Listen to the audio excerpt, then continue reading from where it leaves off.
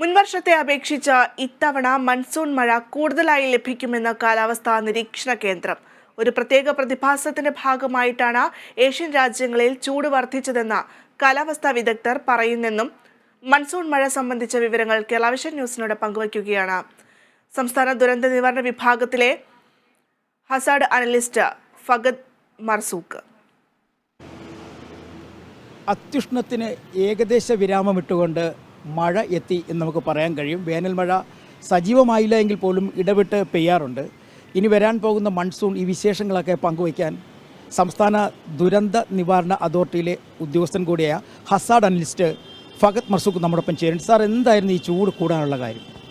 ചൂട് നമുക്ക് പൊതുവെ തന്നെ ഗ്ലോബലി എല്ലായിടത്തും ചൂട് കൂടുന്ന സാഹചര്യമാണ്. ആഗോളതാപനത്തിൻ്റെയൊക്കെ ഭാഗമായിട്ട് ലോകം മുഴുവൻ 2023 ചരിത്രത്തിലെ ഏറ്റവും രേഖപ്പെടുത്തപ്പെട്ട ചൂടേറിയ വർഷം.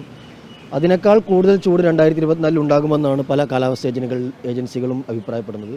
അത് ആണ് പ്രധാനമായിട്ടും അതുവഴി തന്നെ ചൂടുണ്ട്. കൂടാതെ ഈ വർഷം എൽനിനോയുടെ ഒരു ഇൻഫ്ലുവൻസ് ഈ ഏപ്രിൽ മാസം വരെ പൂർണ്ണമായിട്ടുണ്ടായിരുന്നു. അത് കഴിഞ്ഞിട്ടും അതിൻ്റെ ഇൻഫ്ലുവൻസ് തുടരുകയാണ്. അപ്പോൾ ഈ എൽനിനോയുടെ ഇൻഫ്ലുവൻസ് ഇന്ത്യ മാത്രമല്ല നമ്മുടെ ഏഷ്യൻ മേഖലയിൽ ആകെ തന്നെ ചൂട് കൂട്ടുന്ന സാഹചര്യമുണ്ടായി. നമ്മുടെ കേരളത്തിലെ മാത്രം പ്രശ്നമല്ല ഇത്. ഇന്ത്യയിൽ തന്നെ മറ്റ് സംസ്ഥാനങ്ങളിലും ചൂടേറിയ സാഹചര്യമുണ്ട്. നമ്മുടെ ഏഷ്യൻ രാജ്യങ്ങളായിട്ടുള്ള നമ്മുടെ സമീപ രാജ്യങ്ങളെല്ലാം, മധ്യേഷ്യൻ രാജ്യങ്ങളും ഈസ്റ്റ് ഏഷ്യൻ രാജ്യങ്ങളും എല്ലാം തന്നെ ഈ ചൂട് കൂടുന്ന ഒരു പ്രശ്നം നമ്മൾ അനുഭവിച്ചിട്ടുണ്ട് ഈ വർഷം. ഒരു പൊതു പ്രശ്നമാണ്. അതിൽ കാലാവസ്ഥപരമായിട്ട് ഏറ്റവും വലിയ ഇൻഫ്ലുവൻസ് ഒരു പക്ഷേ എൽനിനോയുടെ ഒരു ഇൻഫ്ലുവൻസ് ആയിരിക്കും എന്നാണ് നമ്മൾ അനുമാനിക്കുന്നത്. എങ്ങനെയാണ് നമ്മൾ മഴയെ പ്രതീക്ഷിക്കുന്നത്? മഴ നമുക്ക് ഈയൊരു മെയ് മാസത്തിൽ ഇനി അങ്ങോട്ടുള്ള ആഴ്ചകളിൽ മഴ ഉണ്ടാകുമെന്നാണ് നിലവിൽ കാലാവസ്ഥാ വകുപ്പിൻ്റെ ഫോർകാസ്റ്റ് ഉള്ളത്. ഇന്ന് വന്നിട്ടുള്ള ഫോർകാസ്റ്റ് അനുസരിച്ചാണെങ്കിൽ അടുത്ത 4 ആഴ്ചയും കേരളത്തിൽ മഴയുണ്ടാകുമെന്നാണ് പറയപ്പെടുന്നത്. പ്രത്യേകിച്ച് അടുത്ത ആഴ്ച 20-ാം തീയതി മുതൽ കുറച്ച് നല്ല രീതിയിൽ മഴ ഉണ്ടാവാനുള്ള സാധ്യത പ്രതീക്ഷിക്കുന്നുണ്ട്. ഇപ്പോൾ വേനൽ മഴ നമുക്കറിയാം, ഇടിമിന്നലോട് കൂടിയിട്ടുള്ള ശക്തമായ കാറ്റോട് കൂടിയുള്ള മഴയാണ് ഉണ്ടാവുക. കുറച്ച് സമയമായിരിക്കും ഉണ്ടാവുക, വളരെ ലോക്കലൈസ്ഡ് ആയിരിക്കും ഒരു പക്ഷേ ഈ അടുത്ത ആഴ്ചകളിലൊക്കെ കുറച്ച് കൂടുതൽ സ്ഥലങ്ങളിലേക്ക് വ്യാപിക്കുന്ന രീതിയിലുള്ള മഴ തന്നെ നമ്മൾ പ്രതീക്ഷിക്കുന്നുണ്ട്. മൺസൂൺ പൊതുവെ കേരളത്തിൽ ഈ വർഷം കൂടുതലായിരിക്കുമെന്നാണ്, ഇന്ത്യയിൽ പൊതുവെ തന്നെ മൺസൂൺ സജീവമായിരിക്കുമെന്നാണ് അഭിപ്രായപ്പെടുന്നത് കാലാവസ്ഥാ വകുപ്പ്. അവരുടെ പ്രഡിക്ഷൻ അനുസരിച്ച് കേരളത്തിൽ സാധാരണയേക്കാൾ കൂടുതൽ മഴ ഈ കേരളത്തിൽ ഈ വർഷം നമ്മൾ പ്രതീക്ഷിക്കുന്നുണ്ട്. എന്നത്തേക്ക് എത്തുമായിരിക്കും മൺസൂൺ? ഇന്നലെ ഇറങ്ങിയിട്ടുള്ള കാലാവസ്ഥാ വകുപ്പിൻ്റെ പ്രവചനം പ്രകാരം മൺസൂൺ മെയ് 31 കൂടി കേരളത്തിൽ ഓൺസെറ്റ് ഉണ്ടാകുമെന്നാണ് പ്രതീക്ഷിക്കുന്നത്. അത് അവരുടെ മോഡൽ എററായിട്ട് അവർ പറയുന്നത് 4 ദിവസം മുന്നോട്ടോ പിന്നോട്ടോ ആകാം.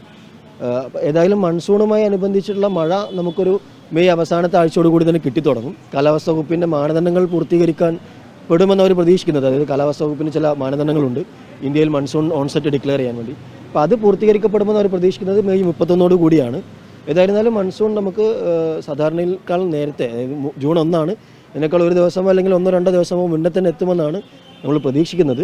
ഏതായാലും അടുത്ത ദിവസങ്ങളിലെല്ലാം വേനൽ മഴ കാലാവസ്ഥാ വകുപ്പ് പ്രവചിക്കുകയും ചെയ്യുന്നുണ്ട്. അതിവർഷം അങ്ങനെ എന്തെങ്കിലും ഉണ്ടാവാൻ സാധ്യത?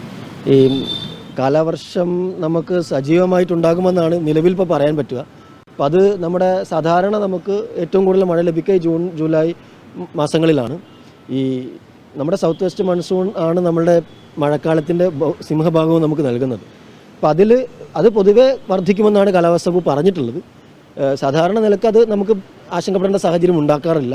എന്നാൽ നമ്മൾ കഴിഞ്ഞ കുറച്ച് വർഷങ്ങളായിട്ട് വന്നിട്ടുള്ളൊരു പാറ്റേൺ നോക്കുമ്പോൾ ഈ എക്സ്ട്രീം ഇവൻറ്റുകളുടെ എണ്ണം വർദ്ധിച്ചുകൊണ്ടിരിക്കുകയാണ്. അത് മഴയാവട്ടെ വേനലാവട്ടെ എല്ലാം നമുക്ക് എക്സ്ട്രീം ഡേയ്സ് ഉണ്ടാകുന്നു, എക്സ്ട്രീം മാക്സിമം ഉണ്ടാകുന്നു എന്നുള്ളതാണ്. അപ്പോൾ അങ്ങനെയുള്ള ഒരു സാഹചര്യം അല്ലെങ്കിൽ നമ്മുടെ എക്സ്പീരിയൻസ് വെച്ചുകൊണ്ട് നമ്മൾ നോക്കുമ്പോൾ ഒരു പക്ഷേ നമുക്ക് ഈ വർഷം നമ്മുടെ മഴയുടെ സ്വഭാവത്തിൽ അങ്ങനെയാണ് വരുന്നതെങ്കിൽ നമ്മൾ അങ്ങനെ ഒരു ആശങ്ക പെടേണ്ടി വരും. അതായത് ഒരു 4-5 ദിവസം പെയ്യേണ്ടുന്ന മഴ 2 ദിവസം കൊണ്ട് പെയ്യുന്നൊരു സാഹചര്യം നമുക്ക് കഴിഞ്ഞ കുറച്ച് വർഷങ്ങളായിട്ട് നമുക്ക് കേരളത്തിലുണ്ട്. അത്തരം സാഹചര്യം ഉണ്ടാവുകയാണെങ്കിൽ നമ്മൾ ആശങ്കപ്പെടേണ്ട സാഹചര്യം ഉണ്ടാവും. അല്ലാതെ നമുക്ക് വേറെ അതായത് കാലാവസ്ഥാ വകുപ്പ് അവരുടെ സാധാരണയിൽ കൂടുതൽ മഴ എന്ന് പ്രവചിക്കുന്നത് അവരുടെ നോർമൽ വാല്യൂസ് വെച്ചിട്ടാണ്. അത് മാസങ്ങൾ, ഈ മൊത്തം സീസൺ ജൂൺ മുതൽ സെപ്റ്റംബർ വരെയുള്ള മഴയുടെ അളവ് അതിനേക്കാൾ കൂടുതലായിരിക്കുമെന്നാണ് പറയുന്നത്. പക്ഷേ അതിലെ ഇൻ്റർ ഡേ എങ്ങനെയാണ് വ്യത്യാസം വരുന്നത്, ഇൻട്രാ സീസണലായിട്ടുള്ള വേരിയബിലിറ്റി എങ്ങനെയാണ് വരുന്നതെന്ന് അവരിപ്പോൾ പറയുന്നില്ല. അത് 5 ദിവസം 6 ദിവസമൊക്കെ മുൻകൂട്ടി മാത്രമേ നമുക്ക് പ്രവചിക്കാൻ പറ്റുള്ളൂ. അപ്പോൾ അത്തരം സാഹചര്യങ്ങൾ റെഡ് അലർട്ടിലേക്കൊക്കെ പോകുന്ന രീതിയിൽ 200-300 മില്ലിമീറ്റർ മഴയൊക്കെ ഉണ്ടാകുന്ന സാഹചര്യം വരികയാണെങ്കിൽ മാത്രമേ നമ്മൾ ആശങ്കപ്പെടേണ്ടതുണ്ടാവുള്ളൂ. തീർച്ചയായിട്ടും വരും ദിവസങ്ങളിൽ കാര്യമായ തരത്തിൽ മഴ ലഭിക്കുമെന്ന് തന്നെയാണ് കാലാവസ്ഥാ നിരീക്ഷണ വകുപ്പും ഒപ്പം ദുരന്ത നിവാരണ വകുപ്പും ഒക്കെ പറയുന്നത്. ദുരന്ത നിവാരണ വകുപ്പിൻ്റെ ആസ്ഥാനത്തുനിന്നും ബിനിൽ നിർമ്മാകറിനൊപ്പം D Binoy, Kerala vision news.